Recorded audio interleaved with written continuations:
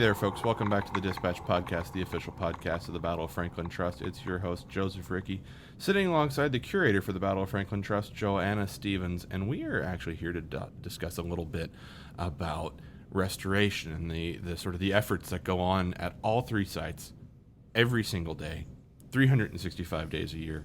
I would say from 9 to 5 every day, but let's be honest, it's much earlier and much later than that. It's nonstop, the efforts here, and it's as minimal as some of the staff coming in and sweeping up from the day before to whole-scale restoration projects at Rippavilla. So, Joanna, welcome to the Dispatch. Thank you very much. This is your inaugural appearance on the Dispatch, not as the 10 and 20. So That is true. It's nice. Welcome aboard. It's fun. It's a fun environment. We've even got balloons. That's right. Very festive today.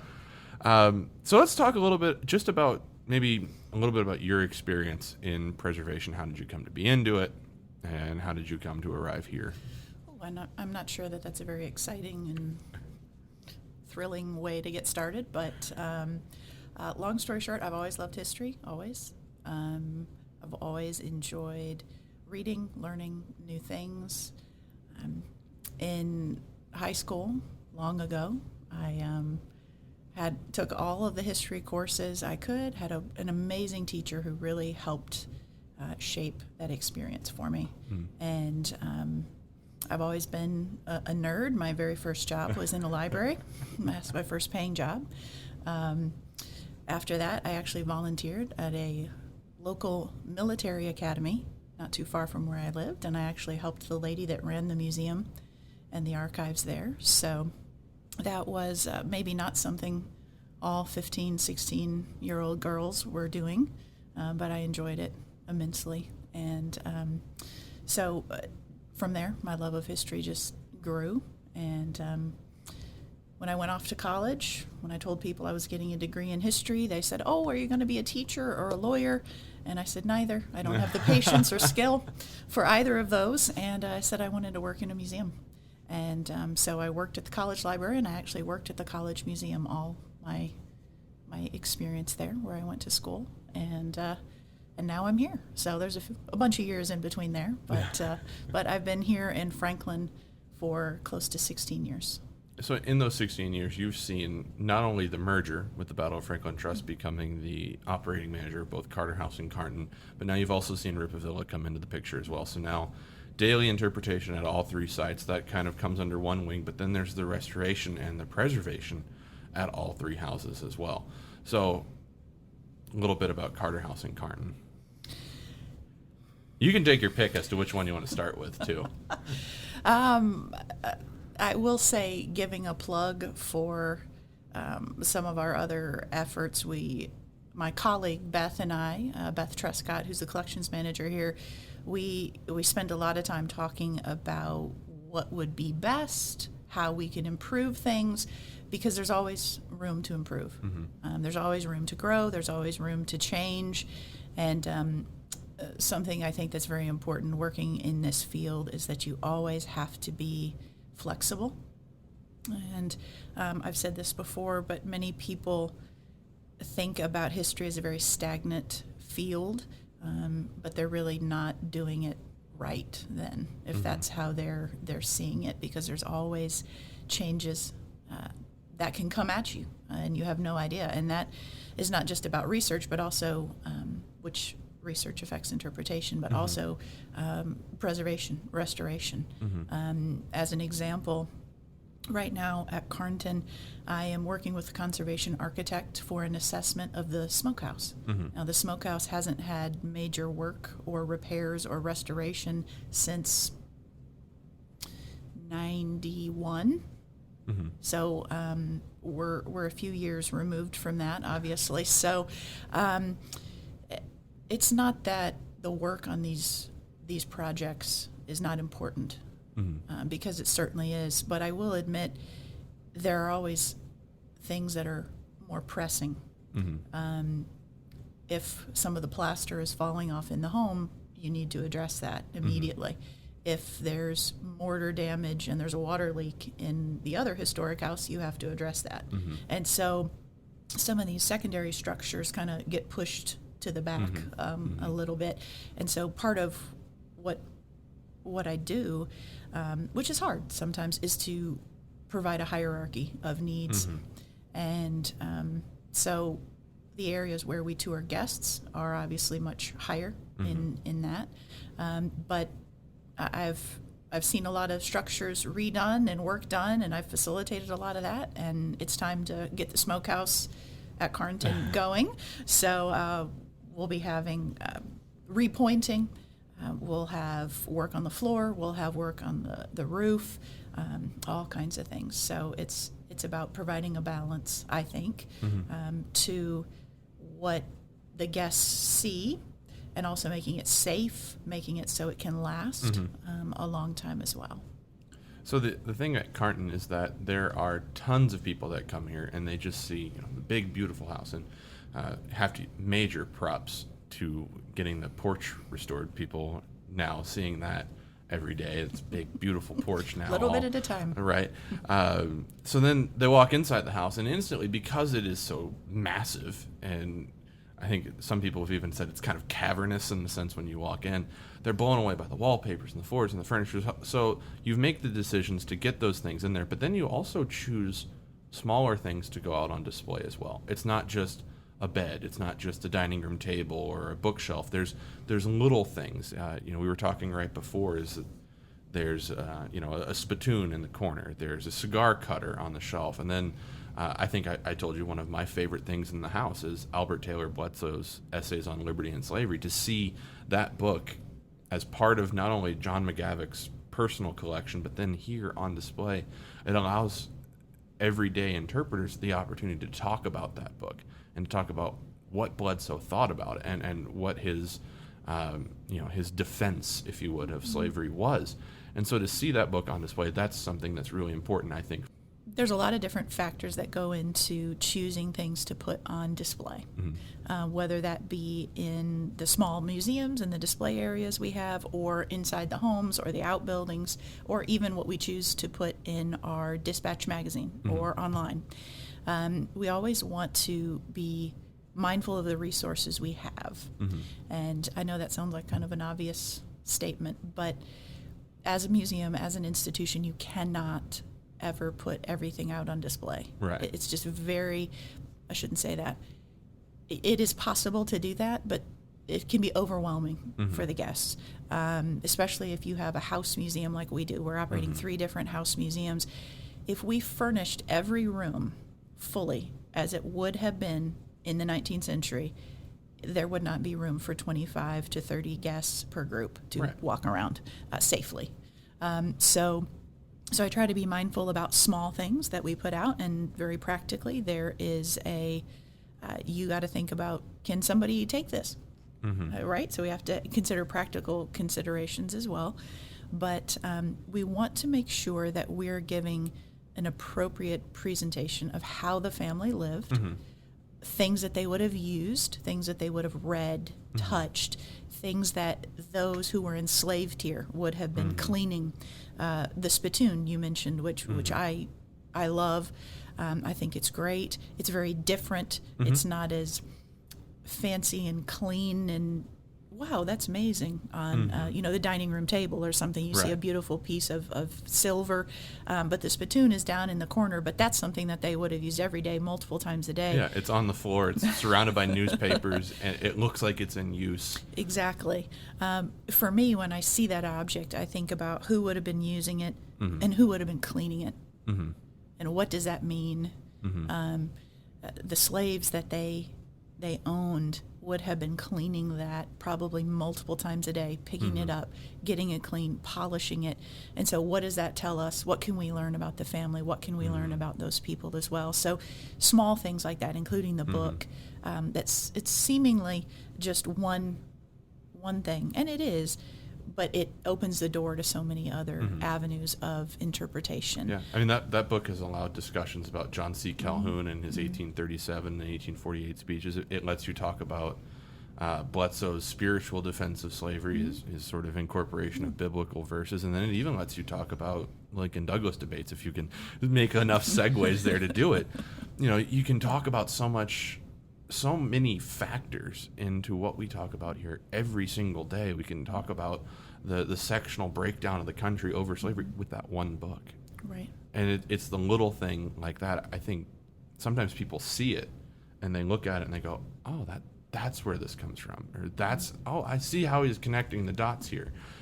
Sometimes it's hard, to bring it all together. And people are very much visual learners. Right. I think when they come here, they could sit in, I've told people this 100 times, we could sit in the tap house right down the street, and I can tell you everything that happened here and at Carter House and at Rippavilla. But it's when you come in here and you can see the small things that the family would have touched, that they would have held on to. Over at Carter House, the sampler up on the wall.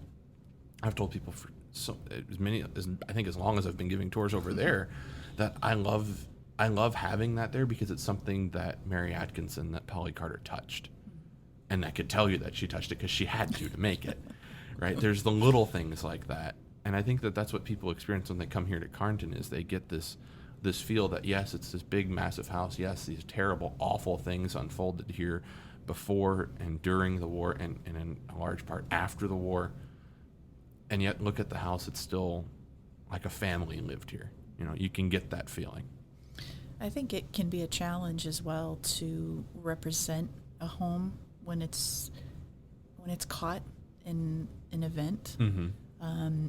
There's different ways to interpret house museums, right? So we can, if you're talking about a person, an individual, a house like Mount Vernon, right? You're interpreting that individual and their contribution, what is happening there. So you've got a huge swath of time. Whereas here, we really have 3 homes that were ultimately saved because of one event. Mm-hmm. And so interpreting a house when your main focus truly is 5 hours, if we're talking about Franklin or, in Spring Hill, the Battle of Spring Hill, it presents a different set of challenges. Mm-hmm. And does everything have to be tied to that event? And obviously, if anybody has come into Carnton or Carter House, they know that we have not shown the homes as they were on November 30th, 1864, or December 1st, 1864, because there's only so much you can do. Right. And it's about the story that the guests are hearing and how the objects in the home can aid in that. So I have long maintained that the house, whichever of the 3 that we're discussing, is obviously, that's what I do, and those are very important to me, those structures. But if the houses were gone, if a tornado came through and, destroyed them, all 3, hopefully, I wouldn't think a tornado would get all 3 at once, but but if a tornado came through and damaged the homes, we could still tell the same story after, because it's not the same as being in that place, but what happened here didn't change because of being in the structure. So for me, having the structure here is a greatest aid to our tours at any of the 3 sites, because it provides, as you said, that power of place. And that's why, although it's not very sexy and interesting to repoint brickwork, right? And nobody wants to, or very few people are interested in funding grant projects to restore shutters or scrape paint and do that kind of thing. Those jobs are essential to make sure that the structures are still there. We've recently done repointing of the parapet ends at Carnton, and so that just means that's the third story ends, and we have a lot of work that's been poured into those because there was actually water coming in, small amounts of water, and so addressing those issues immediately or as soon as possible is key so the issues don't spread. Funding is always a challenge, and we've been very fortunate to have community partners that have helped us, private foundations, grants, the state of Tennessee, the city of Spring Hill, the city of Franklin, so we've been very fortunate for them to partner with us and do that. Probably the biggest project that the state of Tennessee has helped us do was at Carter House. And if anyone has been, they have likely seen the Carter Farm Office.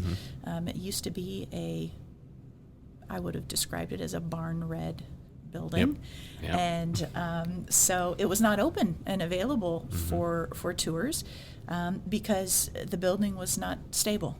And that structure actually way back when they first opened the Carter House in 1953 was the visitor center. They had a little desk and an office and a display case with a museum and all kinds of stuff in there. Everything was jammed into one tiny little building. And when the new visitor center, I use that term loosely, the current visitor center, when the new visitor center was built in the early 1980s, 40 years ago, they closed up the farm office, really, because they still had some storage in there, had some other things. Because if you've been to Carter House, you know there's not a lot of storage options. You're very limited. So, long story short, as we've been working to build a new Carter House Visitor Center, we've been working to restore and work on the various outbuildings there. As I mentioned, secondary structures often get kind of left behind, but there's so much interpretation that really is very, very important that we've been missing for a lot of years. And so in 2016, I think, is really when I really pushed forward to begin the process. And so I worked with the conservation architect and the Tennessee Historical Commission, and we explored the possibilities, what was available to us, what would need to be done at Carter House for the farm office, and it was a mess. I remember seeing it in 2017 before I started working here, and I've got pictures of, just putting the camera up to one of the bullet holes, and you can see inside, and there's just stuff hanging off the walls. There's missing pieces of I guess sheetrock or plaster or something hanging off the walls too. And then you walk in there now, you get this chance to, I think Eric has called it the aha moment for a lot of people. They open up the door and it's just, whoa, you see this arrangement of all the bullet holes from the day of the battle all over the wall. And it's because a choice was made to preserve that building and to restore that building. In large part, leave that scarring there so that it could be seen, so that you could understand, I think in a really visceral way, how intense the fight was in the Carter Garden. And that is, in large part, a credit to you having that vision, and to the state conservator for having that vision to say that this is what should be here. And that's one of the great parts about that tour is people love to walk through the house. They love to hear this family story. But I think most people, they get that hit right at the very end of the tour, and they see it right in front of them. That is a space that does not require a lot of words. Yeah. And I think that's the beauty of it. I think the best experiences like that it just allows you to absorb that experience, and you don't need explanation, really. Now, you've gone through the tour, you've already heard that, but seeing it with your own eyes is quite a change. I will say, when we first started that project, the inside, without getting into all the crazy steps and the details and all of that kind of thing, once we had emptied the structure out, we knew that we needed to assess what's called the sill beams, which are the big beams that run around the perimeter of the building. It was obvious from the outside that there was some deterioration, but what we really needed to do was see them from the inside. Because if you think about it, everything was closed up, and the water and moisture and snow and everything else was coming in the bullet holes and running down the walls, and it had nowhere to go. And so it would sit there on those beams. And so if all those years later, there was a lot of damage that had occurred, and it was unavoidable. If the building was to be saved, there was nothing that you could have done when they first did that. So I opened up the wall. I opened up one tiny section, actually, is all I did first. It was maybe 10 inches by 20 inches, and it was right next to the window on the south wall. And I chose it because I knew there were 3 bullet holes in that section from the other side, because I wanted to see how they looked on the inside. I wanted to see the water. I wanted to see any damage that had occurred. And I opened it up and I cut through the plaster. And it was hot as can be. I mean, it was the summer. It was just nasty in there. There was no breeze. There was nothing else. It has a tendency to get that way. It does. And when I opened it up and I saw the light coming through those bullet holes, it was... I've done a lot of things in the time I've worked here. I've held a lot of objects. I've done and seen all kinds of things, but that is truly one of the most incredible things that I've done since I've worked here. And when I opened it up, and Eric might like to take credit for that, but he did not open it up. I did, and he'll be listening to this episode to review it before it goes out. But it was incredible, and we knew after seeing that is there a possibility to leave some of this open, all of it open? We didn't know. We truly didn't know at that point. And I began to talk to other architects and preservation planners and call.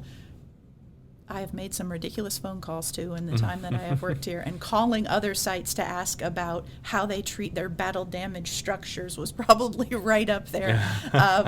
But something that I learned really when we were working on that, and it was really investigating kind of what options were open to us, to be wise and mindful with the structure. I had taken for granted this structure because I was used to seeing it every day. And I had really just become so accustomed to it that I had forgotten how special and unique it really is. There was no other site that is available for the public to tour in this country that is like that building. Right. And no one could really give me an answer as to what they thought or what they were doing. There was another site I contacted, and they had 3 bullet holes. It's just not quite the same. Yeah. Hundreds versus 3. Right. Yeah. So it was something very different, and we really talked a lot about it, and there were some hard decisions to be made, but I think it's one of the most incredible projects that we've been able to achieve in the time since the Battle of Franklin Trust took over operations of Carter House and Carnton. I think that project is really transformational for us as an organization, but also for the site, because the most important thing is that our guests understand and have that experience when they come, but that it's here for another 150 years, so other people can see it as well.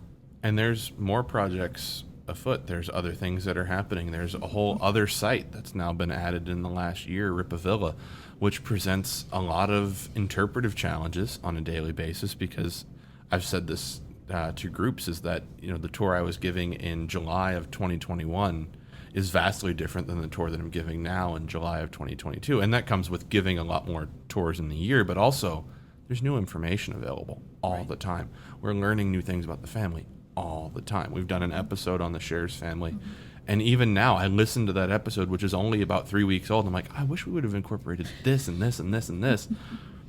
And there's choices to be made in the interpretation. There's also choices to be made in sort of the restoration efforts there, which are, I can tell you, in the year, just watching it unfold, much less like you managing its unfolding, it's mind-blowing to see the transformation. I think we were talking yesterday in that staff meeting, and Eric said I was looking through pictures of Ripaville when we first took over, and it was like, I can't believe it looked like that. And now I really think it's becoming, there's a description that people used right before in all the articles about the gym of Spring Hill, right?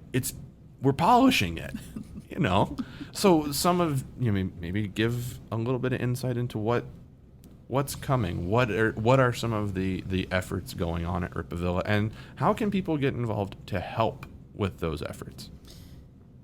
Ripavilla is an incredible site, and I still maintain I think there's just so much potential there at the home, at the site. I used to live in Columbia, and so I would drive past Rippavilla a couple of times a day. It's always been a very beautiful home, I think, and being able to do any work or facilitate work inside has been a joy and a pleasure. Rippavilla, like any historic structure, is always in need of work.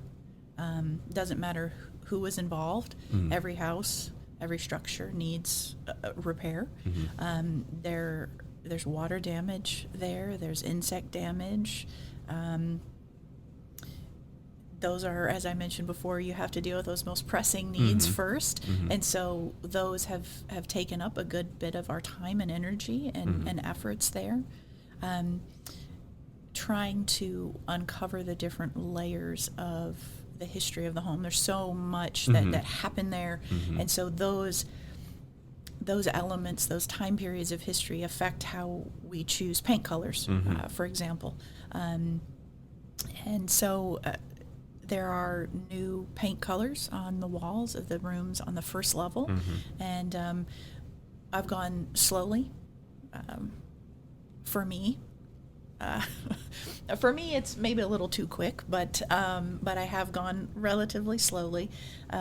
Every color that's on the wall now is historically documented as being in this area in Middle Tennessee around the 1850s or 60s. And so I've chosen to do that because, one, wallpaper is very expensive. I think they had wallpaper. There's evidence of wallpaper in other areas, and that makes sense for a family of that wealth and a home of that size. But we're not at a position where I feel comfortable making assessments about wallpaper. So what we've done in the interim, really, is to choose those colors that are appropriate, so that way we can have clean finishes on the wall, patch in any holes where something might have been hanging, or a crack in the plaster, because if anybody lives in a house with plaster, that's always cracking as well. It's a continual maintenance need. So we've been working slowly but surely there. We have been repointing some of the brick on the back side of the home where there was some water infiltration. A real example here, I had worked very hard with a mason in Nashville, one of the best in this area, and absolutely incredible. We went through a whole thing of actually putting in what's called through-wall flashing in and dealing with seals and all kinds of things where we knew water was coming in and there had been a lot of damage. Feeling great about it, no trouble at all. 3 weeks later, water is coming in on the area we did not repoint.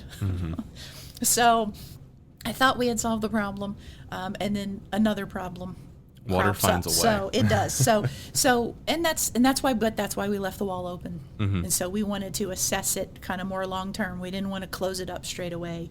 And so that has been addressed, and it is an incremental process, but exploring the home and getting up into the cellar, or up into the attic and down into the cellar, has been excellent, because the house has been substantially altered, as most structures of that age have. Carnton and Carter House were substantially altered, but many of those changes have been removed, so the guests don't see that. Rippavilla, many of those late 19th, early 20th century changes are still there, so it's a different experience. But seeing the home in the cellar really helps me better understand how it was built, the labor that was used, likely enslaved labor, skilled craftspeople, assessing those kind of things, seeing how the floor was laid, seeing how the stone foundation was stacked, going up into the attic, seeing the original roof that actually remains upstairs. You can see elements of what's left of the original curved staircase that went all the way up. So maybe the job is not as glamorous as some people think. So crawling around in the basement and the attic, and you're sweating and you're covered in cobwebs, but that's really where you learn about the structure.